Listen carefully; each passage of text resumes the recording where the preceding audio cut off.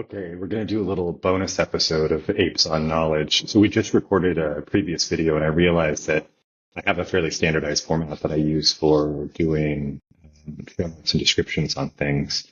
So we recorded a video with Screen Studio. That's this file here, the V0 pricing demo. By the way, I'm using Warp, so shout out to Warp. I suck at most command line things, and I always have. I just don't have sort of quote unquote rote memory for this stuff. So I will use there to do things like, please use FFMPEG to pull out the audio from the video container in V0 pricing. Let's see if we can. We hit that. It's thinking, let's say, here's the command. Go ahead and run the thing. And so pulling out the audio from it, we could do this with video, but I tend to find that a lot of the speech to text things go significantly faster if you're just doing the audio. AssemblyAI is one of the top speech to text providers out there, sort of closed source. They happen to have a playground. So if you're not doing a high volume of these and you don't want to leverage the API, you can also go here. You can select your audio. I'm going to pick the one that we just did here a few seconds ago. Right project, YouTube, we're doing this audio that came from that video. And I'm going to go ahead and say, go ahead and get started with this thing. It looks like I've already used my free sessions. Damn it. Well, it actually looks like it's letting me do it. So I'm going to hit the button anyways. See how long this takes. Running through the models right now, we're going to see if it will reject us. But for simplicity's sake, okay, so it outputted this. It didn't do it in a diarized fashion, nor did it do it with timestamps attached to it.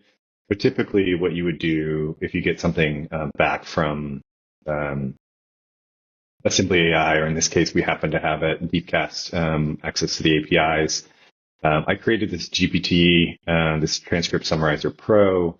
The thing I'm going to ask it to do in this case is to obviously transcribe, or rather create the summary for a previous edition just for illustration purposes. So I'm going to grab, I have a diarized version of the previous video with timestamps in it. So I'm going to drop it and I'm going to say, it's finishing what it's doing. I'm going to say, do your summary.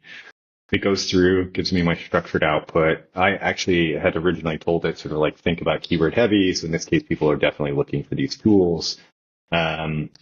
A summary of what the video covers, what my goals were, the tools I used in the process, topics that we covered. And then YouTube requires this format in order to do chapterization. So because this is a timestamped transcript, I was able to do that. So upload this into YouTube and you get, if I can find the appropriate window real quick, you will get these breakdowns here. I manually wrote this previous one. I'm going to move to this more automated fashion just for scalability purposes. But again, simple tools at play here. If I can find, I had too many windows open. Warp, recorded the video, use FFmpeg to extract the MP3. In this case, I'm using AssemblyAI to pull out a transcript. I happen to have a paid service, so I did it and got the diarized version with timestamps associated with it, and then ultimately ran it through my little GPT that I set up for this that you guys just saw a second ago. If I paste this directly into YouTube, it will pick these up, and it knows that these are the chapter markers so that you can jump around between them. So it's that easy. I definitely recommend shout outs to Ray Fernando on this one. Like, putting in transcripts and putting in really good keyword heavy summarization will help with discoverability. So definitely do it when it comes to your YouTube videos. There's not really a lot of excuse for it. Plus you can upload your transcripts as opposed to YouTube. So if you want to do edits, you can upload the transcripts and they're available day one for the side-by-side sort of closed caption style transcripts, as opposed to waiting for YouTube to upload it. So that's your Apes on Knowledge for the day, part 2, transcripts and YouTube videos.